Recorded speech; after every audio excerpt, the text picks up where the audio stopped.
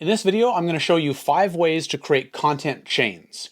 Content chains are a chain of content where one naturally flows into the next. So when you watch one piece of content, you have to watch the next one. That takes you to the next one.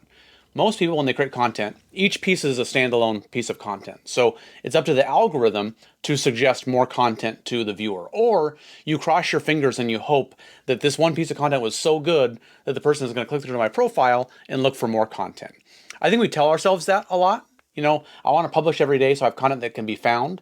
But if we're honest, how often do we do that ourselves? How often do you consume a piece of content and then you click through to the person's profile to keep looking for more? It's not zero. That happens sometimes, but not that often. Usually when I do that for myself, it's the creator that forces me to do so. They tell me, hey, go to my profile and check out another piece of content, or click on the link in my bio, or go to my YouTube page to find something else out. It was their idea, and then they sucked me in, and then that's when I end up binging for an hour or two or something. But usually it's not my own idea to click through. So we want to create content where we're not crossing our fingers, we're not waiting for the algorithm, we're designing content that is going to suck people in and create that chain where one piece leads to 2, leads to 5, leads to 10, and pretty soon the viewer has spent hours consuming our content. I think a lot of gurus out there, they treat binge-ability as the value and the quality of the content itself, that if each individual piece earns it, then people will binge. And that's half true, but we also need to design the entire ecosystem in a way where it's bingeable, not each individual piece. So I'll stop talking. I think that you understand what I'm talking about. Let's jump into it. The first way to create content chains is film a YouTube video where you teach 3 things, kind of like what I'm doing right now. In this video, I'm going to teach you 3 ways to do X, Y, Z. And then at the end of the video say, I actually have 10 more ways to do this exact same thing. I didn't want to make a 45-minute YouTube video for you. So if you leave a comment below, or maybe there's a link to a landing page in the description, or maybe we tell people to DM us, but reach out and we'll send you this report that has the other 10 ways to do X, Y, Z. What I like to do is to film those other 10 things as its own YouTube video and then transcribe it, turn that into a PDF, and then in the beginning of the PDF, say if you want to watch this in video form, click here. That might sound like a lot of work, but that does a few different things. First, the fact that that information is in lead magnet form, it's in PDF form, it feels more valuable than a YouTube video because YouTube videos are free. But a lot of times, ebooks are paid. So now our reference point is not free content, it's paid content. So immediately the perceived value is raised. Also, it's something that we're giving somebody. If they're not finding it for free on YouTube, we're sending it to them, and it's something that they can hold in their hands. It's not physically tangible like a book is, but you can download it onto your phone. You can keep it on your hard drive. It's something tangible that you can hold possession of. And I think that psychologically, a lot of times when we buy something, I don't want to get too far down this rabbit hole, but you probably already know how, we don't sell products or services as entrepreneurs. We sell after states. We sell the benefit somebody's going to get from our product or service. So if we position it correctly, when we give something to somebody, they're not holding the thing itself, they're holding the result that represents. So if we can portray that message correctly, we give that lead magnet to somebody, they have that PDF, now they're holding the result in their hand. We don't feel that way with YouTube videos. Occasionally, there's some YouTube videos I'll keep in my playlist because I'll go watch it later because I want to learn how to do what they're proposing, but not usually. But with that lead magnet, it does feel like that. It feels like they're owning the end result. But at the same time, the reason why we have that video linked at the beginning is because what I also want to do is establish myself as an expert. So the fact that I've gone through the work to create this ebook, especially if it looks great, if it's designed well, that positions me as the expert. I put a lot of time into creating something that's valuable. It's not just a YouTube video. It's a valuable resource of importance. But at the same time, it's also very powerful to establish my expertise, for you to see my face and to hear my voice and see my personality. So by having that video hyperlinked, if you can also go watch that video and now you're seeing me in video format, that does a lot more to build that relationship. So hopefully you can see we've gone from what would just be a normal YouTube video to a YouTube video. So we capture that audience on YouTube, but then it leads to a lead magnet that they download. And now we've either gotten their email address, or if they just DM us for it, we've started a conversation.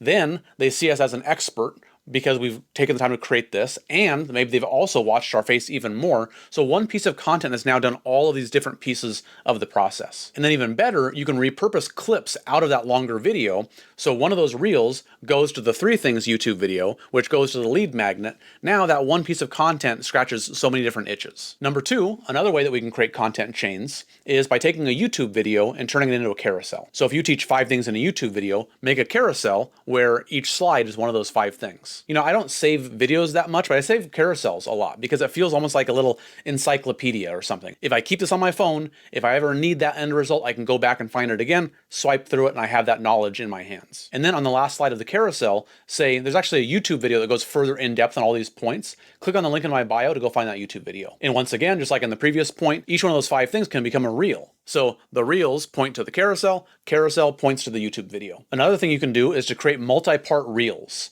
So with my clients, sometimes we'll stumble across a theme and there's too much information to pack into one reel. So we'll do 3 or 4 or 5 or 10. And on the thumbnail for each video, we'll write part 1, part 2, or maybe even part 1 of 5, 2 of 5 with a slash. And that way we open a loop in the viewer's mind. They go, okay, I watched the first part. I need to watch the rest to close that loop. We'll have an animation on the screen that says, make sure you go back and watch part 1 or stay tuned for part 3. Another thing I like to do is to write all of the headlines that are going to be in that series and put them in the description of each video.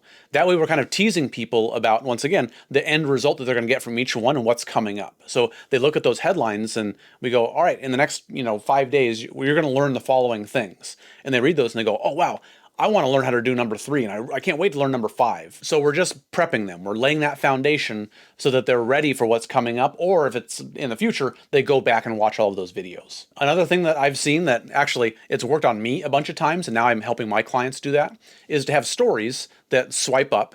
And the story will tease the benefit of a longer piece of content, but usually it's not positioned just as a YouTube video. It's like a training or a master class or something. Hey, I just finished teaching for half an hour about XYZ. If you want to see it, swipe up. Or even better, you can just say, DM me for the link. Then the person DMs you, you send it to them. A lot of times it's just a YouTube video. It can be unlisted or it can be public. And now we've driven them from short form on social media to YouTube, so they spend that longer period of time learning from us, building that rapport like I keep talking about. But once again, the reference point is higher. It's not just another YouTube video. The fact that we've said it's a master class or it's a behind the scenes training, the perceived value is a lot higher. If you'll indulge me just a little tangent really quick, I listen to the My First Million podcast all the time. And the other day, one of my friends messaged me and he said, oh my gosh, you have to listen to today's episode. It's so good. I learned XYZ. It's really gotten my gears spinning. I probably was going to listen to it anyways, but the fact that he talked it up like that, all of a sudden, it took on extra value for me. And when I listened to it, I took notes. And I opened a Google Doc and I took notes on it. And I shared it with my buddy and we kind of went back and forth. And it's funny that if he hadn't said that, I probably wouldn't have taken those notes. But the fact that he positioned it in my mind as something of higher importance, I treated it with more importance. And I think that's kind of the point of what I'm saying right here. You could take a piece of content, or at least the idea, and just put it on YouTube as a YouTube video. The content itself is the same, but people are going to treat it like any other YouTube video. But if you position it as a masterclass, a training, hey, DM me and I'll share it with you. Now all of a sudden it's a peek behind the curtains. And then most importantly, if they DM us for that link, we've now started that conversation. It's an opportunity to talk to them and qualify them and maybe move them along, nurture them towards being a buyer. And lastly, honestly, this is not something that I do with my clients. We always focus on video first. But there's something I've been seeing lately that actually is super smart. There's this guy named Jacob Carousel that I've been following. And with my clients, we start with video because that's something I can help my clients with. We can get them on video. We use Riverside. It's kind of like Zoom, but it's specifically designed for recording video. They just get in front of their camera, and by asking the right questions, we pull the gold out of them. And then in our filming sessions as an interviewer, we find the thread and we start pulling on that thread until we get to the gold. But I recognize there's a lot of people out there that don't like doing video, but they love writing. I can't help as much with that for my client, so we don't focus on that. But this Jacob Carousel, he always starts with an article. So he'll just write an article, and it might be, an actual, full sentences, full paragraphs designed to be consumed as an article. Sometimes it can just be kind of a very quick outline with, headings and bullet points. It's kind of just like an idea dump. So he'll get it on the page, and then he'll film a Loom video of himself talking through this article. And then that article will get emailed to his list as an email. He'll take a screenshot of that and he'll post it as an image, or maybe it won't be a screenshot, but he'll copy those first couple paragraphs and write it in his note app. And then he'll post that as the image on social media. So it looks like he just shared this idea in a note and then published it. And then in the description, there's the rest of the text. It might be 1,000 words, like a super long post you have to read through. And then at the bottom of that post, it'll say, DM me for more information, or click the link in my bio to go to my YouTube page and learn the next step of the process.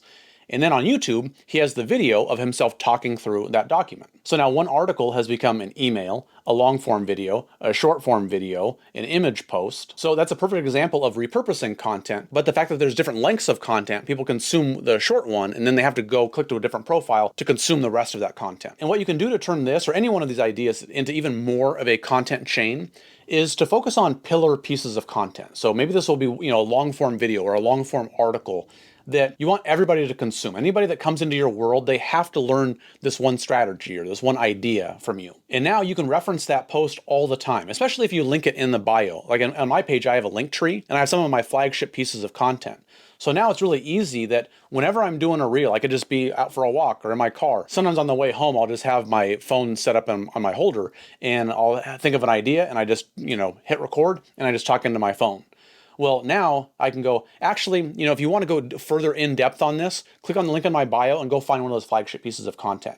Now we can continually refer people back to that. And then if that's part of a chain where that goes to another piece, goes to another piece, we're just continually funneling people into the top of our content funnel and moving them through what we want them to see until we nurture those prospects into buyers. So that's it. Those are 5 ways to create content chains. If you have any other ideas, if you've tried ways to create content chains for yourself, feel free to share, leave a comment below, shoot me a DM. I'd love to hear about it. I try to be a bit of a mad scientist with content. I'm always trying to come up with new ideas and new formats. So I love to bounce some ideas around with you. If you learned something you're going to try today, I'd love it if you would leave a thumbs up. And if you want to learn more content like this, hit the subscribe button and I'll see you in the next one.